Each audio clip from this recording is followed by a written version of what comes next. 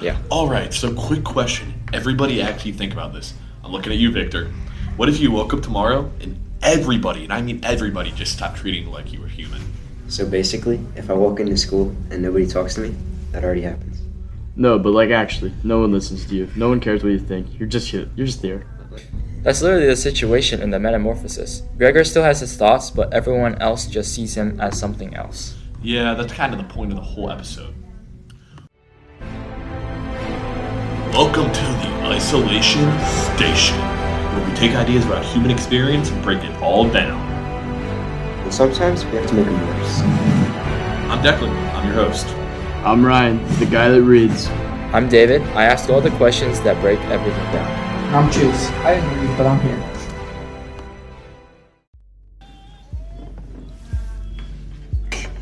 Hey, What? Hey. Yeah. So across everything we read and watched, Kafka, the articles, the videos, we kept seeing the same three ideas pop up. Yeah, like we didn't even plan it. It just kept repeating. First, humans need connection. Second, humans need identity and recognition. And third, society will sacrifice people if it benefits everyone else. And guys, if I'm being honest, all three of the ideas are really messed up when you really think about it. What do you mean by humans needing connections? So in the Loneliness article by Dhruv Kular, he basically says loneliness isn't just sad, it's actually dangerous. Like it increases your chances of dying. That's actually wild. So like, being lonely is a health issue now? Yeah, and in the video, it explains why. Humans evolve into groups, so when you're isolated, your brain treats it like something's wrong. In the Metamorphosis, you see that with Gregor too. Exactly. At first he's stressed out about work, but once his family stops talking to him, he just starts shutting down. Like, when no one even tries to understand him, they just lock him in his room and they're like, yeah, flip you, we're done with you. And that's what's destroying him, not the transformation, but the isolation afterwards. So yeah, I think it's a great time for a quick commercial break. What do you guys think? But didn't we just start? Who's our sponsor again? It's totally a great time. Our sponsor is Bose. Copyright disclaimer under Section 107 of the Copyright Act. The following material is used for purposes such as criticism or education. Fair use. Dear neighbor, who listens to the same song on loop all day. Dear neighbor, who practices the accordion every morning at 6. Dear neighbor, who's obsessed with her 9-speed Citrus Pro juicer. Who really, really thinks she can sing. Who only vacuums after midnight. Dear neighbor, who's trying to make it as a DJ. Who just discovered home workouts.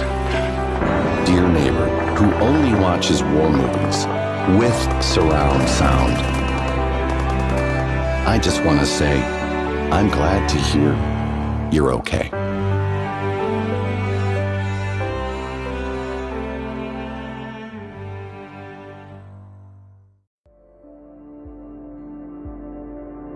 What actually happens to individuals when they're treated less like human, dehumanized, and treated more like an object is something we have to talk about before we move on.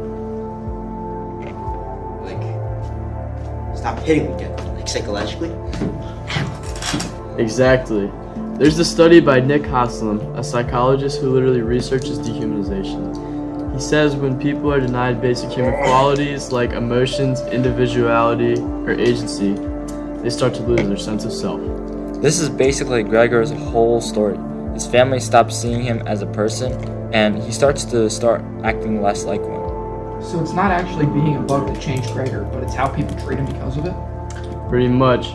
Haslam calls it mechanistic dehumanization, where someone is treated like an object or tool. Gregor goes from making all the money for the family and keeping them afloat to being furniture. It's actually depressing. He went from being the supporter of his family to now being just an obstacle. And that's the scary part. The research says that people keep it on the inside. If everyone treats you like you don't matter, eventually you're going to start believing it. This is exactly what happens to Gregor. He stops trying to talk to people, and he stops trying to live. So the science actually backs up what Kafka said in the story. That's wild. Okay, so let's continue. Now we're going to talk about it. Wait for it. Identity. In the essay by Ai Weiwei, he talks about how humans depend on how we see ourselves and how other people see us. So, like, kind of like your reputation? More like your entire sense of self. If no one recognizes you as a human, it starts to mess with you. Which is totally Gregor. Yeah, he still thinks he's like a human, but everyone else treats him like a bug. So over time, he becomes one. Yeah, that's actually kind of sad. He didn't even change mentally. People just gave up.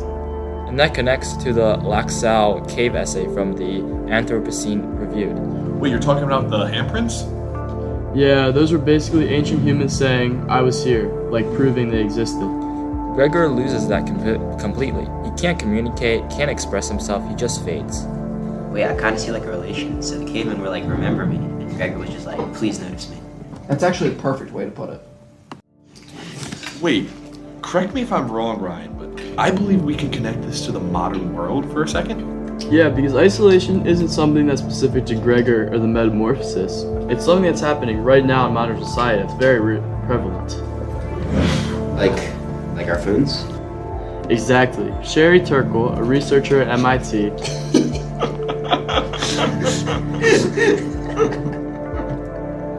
is that not how you say the name? No, it is. Circle? Yeah, it is. I It's can't read Turkle. every No, just No, it's a continue. podcast, it's Just true. continue. Exactly. Sherry Turkle, a researcher at MIT, wrote about how technology makes us alone together. Because basically, we're surrounded by people but still disconnected. This perfectly fits with the loneliness article. You can have 1,000 followers but still feel invisible to everyone. So, Gregor was locked in his bedroom and we're locked in our screens? Yeah. I mean, like, maybe Gregor had bars on his windows, but we have bars on Wi-Fi. And if I have bad Wi-Fi, then I get angry. That was a good one, Victor. Turkle says people use technology to avoid real conversations, which makes relationships weaker. And weaker relationships mean less recognition, which ties back into our identity. So basically you're saying Gregor's isolation is more physical, but ours is like digital? Same effect, but like from different things? That's why everyone's so lonely right now, and it's a big problem. People are connected to each other, but they're not seen by each other. Gregor would have hated my group chats. Same.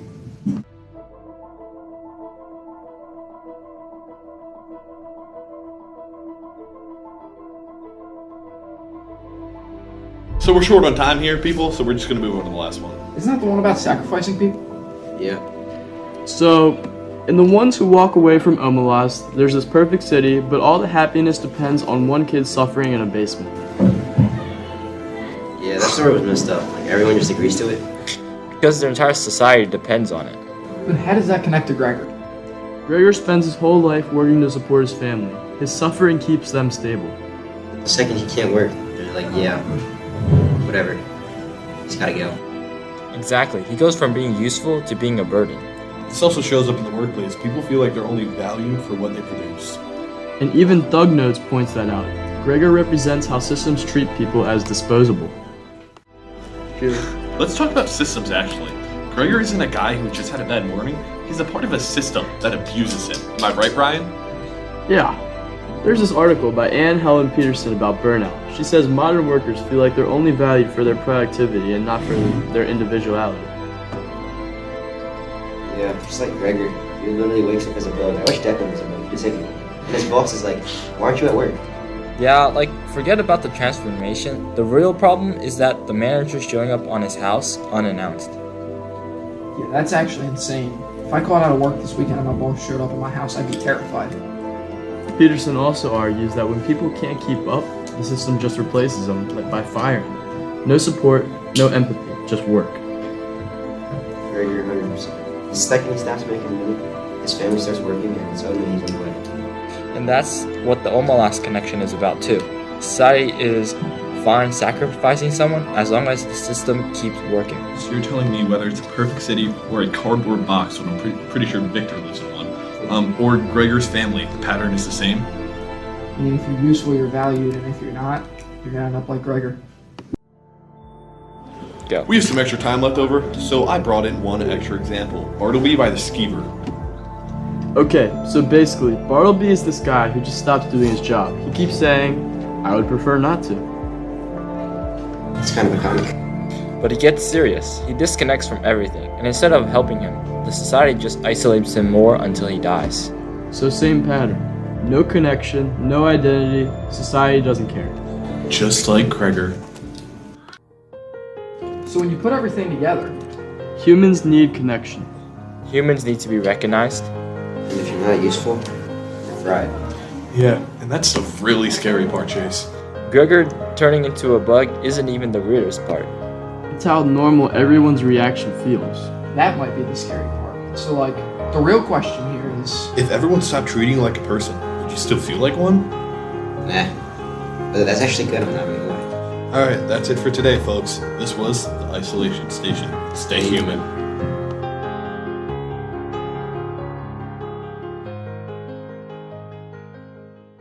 Now a rendition of Unwritten, sung by your favorite host. Open up the dirty window, let the sun illuminate, make a word that you cannot find, reaching for something in the distance, so close you can almost taste it. Release your inhibitions, feel the rain on your skin. No one else can feel it for you, only you can let it in. No one else can speak the words on your lips. Drench yourself in words unspoken. Live your life with arms wide open. Today